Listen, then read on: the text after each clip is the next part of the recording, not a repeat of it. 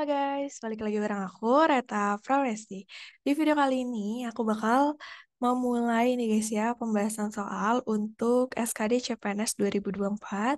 Dan ini adalah video tentang pembahasan TIU part yang pertama. Oke, nah buat teman-teman yang mau ngerjain soalnya sendiri dulu, aku bakal simpan link PDF-nya di deskripsi. Dan buat teman-teman yang mau masuk grup aku bakal simpen juga linknya di deskripsi ya. Di situ udah ada sekitar 3.000 orang guys. Jadi teman-teman bisa gabung juga. Nah, sebelum kita nonton videonya, aku ingetin juga buat teman-teman yang belum subscribe channel ini, jangan lupa subscribe dan nyalain loncengnya biar kamu gak ketinggalan sama info-info pembahasan dari channel ini. So, let's get started. Oke guys, jadi ini adalah part pertama pembahasan soal TIU ya, untuk soal-soal penarikan kesimpulan logis. Kemarin kan aku sempat ikutan SKD CPNS juga guys, dan real aku ketemu soal-soal kayak gini. Nah, cuma ini masih basic-basicnya dulu ya teman-teman ya. Jadi nanti di part selanjutnya aku bakal naikin level soalnya. Oke, tapi teman-teman perlu tahu teori-teori di pembahasan video ini. Oke, yuk langsung aja. Tapi sebelum kita masuk, aku juga mau ngingetin bahwa aku tuh lagi buka bimbel SKD CPNS guys, bareng sama teman-teman CPNS yang udah lulus lainnya, yaitu ini ya, webinar plus bimbel SKD CPNS. Ini tuh udah buka pendaftarannya dan cuma sampai tanggal 3 Februari aja. Harganya itu 50.000 teman-teman ya. Murah banget ya. Tapi dapat fasilitas apa aja? Teman-teman bakal dapat 8 kali sesi Zoom, pengajar profesional, rekaman video semua sesi, latihan soal berbasis chat dan grup belajar via WA guys. WA ya, di sini bukan Telegram, oke? Nah, nanti teman-teman bisa langsung aja daftar di s.id/siap-skd2401b. Nanti aku bakal simpen linknya juga di deskripsi. Jadi pokoknya semua hal yang penting di deskripsi ya guys ya. Dan di sini juga ada jadwalnya ya. Jadwalnya di sini pokoknya aku tuh ngajar TIU ya guys ya. Karena kemarin nilai TIU aku juga paling tinggi di antara subtes lainnya. Di sini juga bakal ada mentor-mentor lain kayak Pak Dedi, Kak Andri, dan Kak Dea. Oke, jadi aku tunggu buat daftar dan see you in class. Oke, langsung aja ya. Kita masuk ke pembahasan soal-soal kita. Tapi sebelumnya aku mau bahas teori-teorinya dulu ya. Oke, untuk yang pertama nih, di penarikan kesimpulan itu ada berbagai modus, guys. Modus. Jadi ada modus ponens, tollens, silogisme, dan lain-lain. Kita mulai dari modus yang pertama. Modus ponens itu rumusnya kayak gini. Jadi kalau misalnya premis satunya itu P, maka ini tuh maka ya, tanda maka. Maka Q, lalu premis duanya P, maka kesimpulannya adalah si Q. Oke? Misalnya jika hari ini hujan, maka saya basah kuyup. Berarti kan di sini jika P, maka Q gitu kan. Hari ini hujan. Nah, di sini P. Berarti di sini jawabannya adalah saya basah kuyup gitu. Gampang ya? Ini masih dasar banget. Oke, lanjut. Ada juga namanya modus tollens. Kalau modus tollens itu jika P maka Q dan premis keduanya negasi Q. Negasi itu ditandai dengan ada kata tidak atau bukan. Tidak atau bukan, oke? Jadi misalnya di sini, jika hari ini hujan, ini P, maka saya basah kuyup, ini Q. Hari ini saya tidak basah kuyup, berarti kan di sini ada kata tidak, berarti negasi. Kebalikannya gitu ya guys ya, kebalikan dari si Q, berarti negasi Q. Nah, berarti di sini jawabannya adalah negasi P, alias hari ini tidak hujan, gitu. Gampang ya? Masih gampang ya? Oke, ponen, tolens, pahami dulu. Lanjut ke silogisme. Nah, di sini kalau silogisme itu, jika P maka Q maka R. Nah, kesimpulannya P maka R. Gampangnya sih kita coret aja yang sama, guys. Variabel yang sama itu kan Q sama Q ya. Maka di sini jadinya P maka R. Contohnya gimana? Contohnya, jika hari ini hujan, maka saya basah kuyup. Jika saya basah kuyup, maka saya sakit. Nah, di sini kan yang samanya itu saya basah kuyup ya guys ya. Jika saya basah kuyup. Ya udah, berarti di sini kesimpulannya jika hari ini hujan, maka saya sakit gitu. Ini sesuai dengan konsep silogisme. Nah, terakhir ada yang tidak setara juga guys. Kalau tidak setara itu adalah yang kesimpulannya itu tidak dapat disimpulkan. Nah, jadi tidak valid gitu ya. Misalnya di sini jika P maka Q, premis duanya Q. Maka di sini bukan berarti kesimpulannya P, tapi kesimpulannya tidak dapat disimpulkan. Contohnya, jika hari ini hujan, maka saya basah kuyup. Nah, terus saya basah kuyup. Nah, jadi si saya basah kuyup ini tuh bukan karena hujan aja ya, bisa jadi karena eh, diguyur atau karena apa. Jadi ada faktor lain gitu ya. Jadi sini tidak dapat disimpulkan. Oke? Tapi kebalikannya tadi di modus ponens, kalau misalnya hari ini hujan, pasti dia basah kuyup gitu ya. Lanjut. Di sini premis satunya P maka Q, premis duanya negasi P. Nah, kesimpulannya juga tidak dapat disimpulkan. Misalnya, jika hari ini hujan, maka saya basah kuyup. Hari ini tidak hujan. Nah, berarti di sini bukan berarti saya itu tidak basah kuyup. Ya bisa aja ya, walaupun tidak hujan tapi tetap basah kuyup. Maka di sini ada berbagai kemungkinan. Jadi kesimpulannya tidak dapat disimpulkan. Jadi bisa kita simpulkan bahwa, sorry guys. Nah, P maka Q itu tidak sama dengan Q maka P. Lalu P maka Q itu tidak sama dengan negasi Q maka negasi P. Nah, jadi kayak belum tentu gitu ya. Teman-teman perlu ingat rumus-rumus ini. Oke? Nah, ada juga tentang semua sebagian, guys. Jadi sini misalnya, premis satunya semua A maka B. Premis duanya sebagian A maka C. Nah, maka di sini kesimpulannya adalah sebagian A, jadi yang ini gitu ya, maka B dan C. Contohnya gimana? Semua burung memiliki sayap. Sebagian burung bisa terbang. Maka kesimpulannya adalah sebagian burung bisa terbang dan memiliki sayap gitu ya. Bisa terbang dan memiliki sayap gitu ya.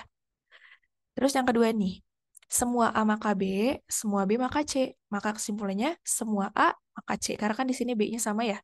Kayak tadi guys bisa kita coret gitu ya. Jadinya di sini semua burung memiliki sayap, semua yang memiliki sayap hidup di udara. Nah, berarti di sini kan yang memiliki sayapnya bisa kita coret ya. Nah, berarti kesimpulannya semua burung yang ini hidup di udara gitu ya. Dan terakhir, jika premisnya itu semua A maka B, sebagian B maka C, maka kesimpulannya adalah sebagian A maka C. Karena di sini kan B-nya udah sama ya. Kita coret, kita ambil kesimpulan dari yang sebagian. Sebagian A maka C. Maka di sini kalau contohnya kayak gini, semua burung memiliki sayap, sebagian yang memiliki sayap hidup di udara. Berarti di sini kan yang memiliki sayapnya bisa kita coret. Berarti sebagian burung hidup di udara gitu ya. Aman guys? Gampang ya? Nah, ada juga di sini triknya sih. Jadi teman-teman harus tahu bahwa itu tuh partikular atau universal gitu. Universal itu ditandai dengan kata semua, setiap, seluruh, dan tidak ada satupun. Kalau partikular itu ada beberapa sementara sebagian. Nah, misalnya di sini kalau misalnya ada universal partikular, kesimpulannya itu adalah partikular. Jadi kalau misalnya ada semua dan beberapa, berarti kesimpulannya beberapa. Kalau universal-universal, misalnya sementara dan sebagian, itu kesimpulannya adalah, sorry, kalau misalnya semua dan setiap, berarti kesimpulannya bisa yang bagian universal ini. Nah, kalau partikular-partikular, itu tidak dapat disimpulkan. Nah, kita ambil contoh. Oke, di sini aja aku ya. Semua ayam adalah burung. Semua ini kan apa? Universal. Beberapa burung makan biji. Beberapa ini adalah partikular. Nah, berarti tadi kita lihat rumusnya. Kalau universal sama partikular, itu jawabannya pasti partikular. Ya, berarti di sini beberapa, beberapa. Nah, burungnya udah sama kita coret. Beberapa ayam makan biji. Gitu, guys. Oke? Dan terakhir nih, semua ayam lucu berwarna hijau. Sebagian ayam berwarna merah. Oke, di sini ya. Kalau semua sebagian itu yang ini ya, universal dan partikular juga. Berarti jawabannya pasti sebagian. Sebagian ada sementara atau beberapa itu bisa ya. Tapi karena di sini si partikularnya itu sebagian, kita tulis sebagian. Berarti sebagian ayam gitu ya. Nah, kira-kira lucu atau nggak lucu guys?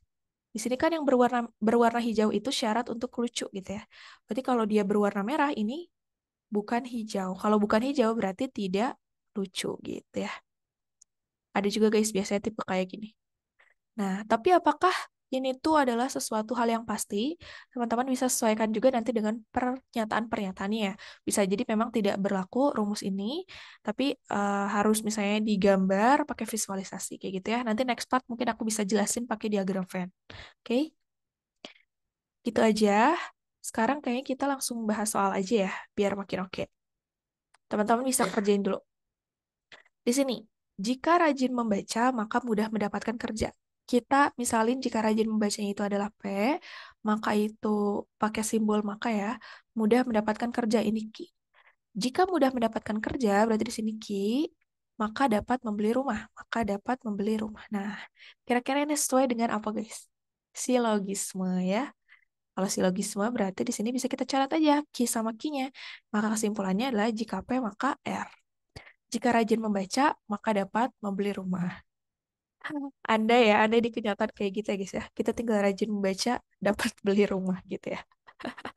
Oke, aman ya. Semoga teman-teman benar. Kita lanjut soal nomor 2. Jika restoran cepat saji sudah tutup, maka Pramedia makan mie instan. Nah, coba nih, kita misalin aja. Jika restoran cepat saji sudah tutup, ini P, maka Pramedia makan mie instan. Ini Q. Restoran cepat saji sudah tutup. Ini P juga ya. Maka di sini modus apa guys? Modus ponens.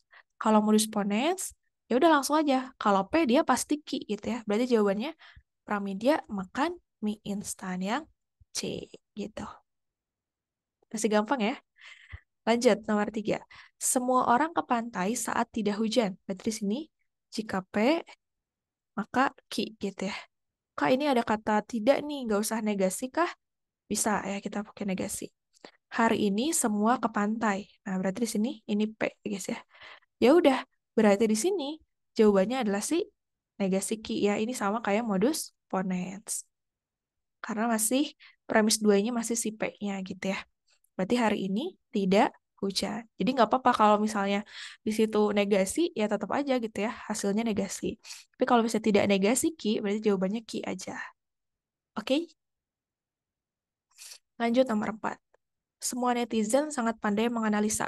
Semua yang pandai menganalisa akan sukses di masa depan. Oke. Semua berarti di sini universal dan universal. Kalau universal dan universal, pasti jawabannya pasti universal juga, guys. Universal itu bisa semua, setiap, seluruh gitu ya. Nah, tapi asal bukan partikular. Jadi kita cari nih yang depannya itu universal. Oh, ada ya antara A sama B. C sama D-nya itu dia partikular ya, dia salah. Di sini kita coret-coret aja, guys. Pandai menganalisanya sama ya, kita coret. Sangat pandai menganalisa. Berarti di sini setiap netizen akan sukses di masa depan. Berarti yang ini sama yang ini, gitu ya. Sip. Berarti yang mana tuh? Yang B. Kalau yang A salah ya, dia malah pakai premis yang pertamanya. Pandai menganalisa, kurang tepat. Oke, nomor 5. Semua burung tidak bersirip. Semua kuda makan rumput. Nah, kalau misalnya dipikir tidak ada kaitannya, ya udah guys. Ini kita bisa langsung simpulkan tidak dapat disimpulkan. Ya ini lihat nih, ini lagi bahas burung, dia tidak bersirip gitu ya. Jika P maka negasi Q. Semua kuda makan rumput. Nah ini kayak premis baru gitu ya. Ini R maka S. Nah ini jadi tidak ada kaitannya. Kalau tidak ada kaitannya itu tidak dapat disimpulkan ya. Jadi nggak usah bingung. Nomor 6. Semua radio memakai baterai. Nah, di sini semua sebagian guys. Semua itu tadi apa? Universal. Sebagian itu partikular. Kalau universal dan partikular, itu pasti jawabannya adalah partikular lagi. Nah, di sini ada itu semuanya partikular guys ya. Ada sebagian beberapa sementara itu mirip semua ya jawabannya. Oke, berarti di sini tugas kita lihat si premisnya. Semua radio memakai baterai, sebagian radio tidak memakai antena panjang. Berarti ya udah kita cari yang si kalau misalnya radio pakai baterai, berarti dia pakai antena atau enggak gitu ya. Berarti kan sebagian atau ada ya. Ada radio yang kalau misalnya dia eh, memakai baterai, dia pakai antena panjang. Tapi kalau misalnya dia eh, tidak memakai baterai, ya dia juga memakai antena panjang gitu ya. Jadi gampangnya adalah kalau misalnya kita gambarin kayak gini. Di sini misalnya ini radio yang pakai baterai guys ya. Radio pakai baterai.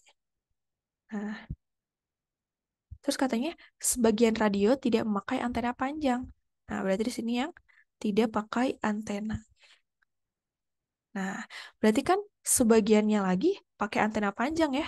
Sebagiannya lagi yang ini nih. Yang ini tuh berarti pakai antena. Dan ini adalah sebagian juga gitu. Berarti sebagian yang pakai antena panjang, dia pakai baterai juga. Nah, tapi kalau misalnya pakai yang ini yang tidak memakai antena panjang, berarti dia memakai baterai itu juga bisa. Jadi yang D yang lebih tepat ya. Ada radio, jadi beberapa radio tidak memakai antena panjang dan dia memakai baterai. Jadi bener ya, karena dia masih bagian dari si radio itu pakai baterai. Oke, sip. Lanjut, ini yang terakhir nih. Semua yang bulat adalah biji, sebagian yang biji rasanya pahit. Nah, berarti semua sebagian, jawabannya pasti sebagian yang udah yang A aja sih. Sebagian yang bulat rasanya pahit. Biji kita coret ya. Jadi sebagian yang bulat rasanya pahit. Oke, sudah guys. Tapi kalau misalnya sebagian itu jawabannya kurang tepat, nanti bisa teman-teman explore di jawaban yang semua ya. Tapi kalau ini udah tepat. Nah, ini paling terakhir ada PR. Teman-teman bisa kirim aja di kolom komentar jawaban untuk nomor satu apa dan nomor dua apa. Oke, sesuaikan sama teori yang sudah kita bahas tadi. Gitu aja dari aku guys. Kalau misalnya teman-teman mau daftar bimbel SKD dan juga webinarnya, teman-teman bisa langsung aja hubungi WA ini atau bisa daftar aja langsung dengan klik link di deskripsi. Oke? So gitu aja dari aku. Kalau misalnya kamu ada saran konten lain, boleh banget nih kirim di kolom komentar. Nanti biar teman-teman juga bisa mendapatkan yang kayak kalian pengen itu apa gitu ya. Oke? See you in next video. Bye-bye.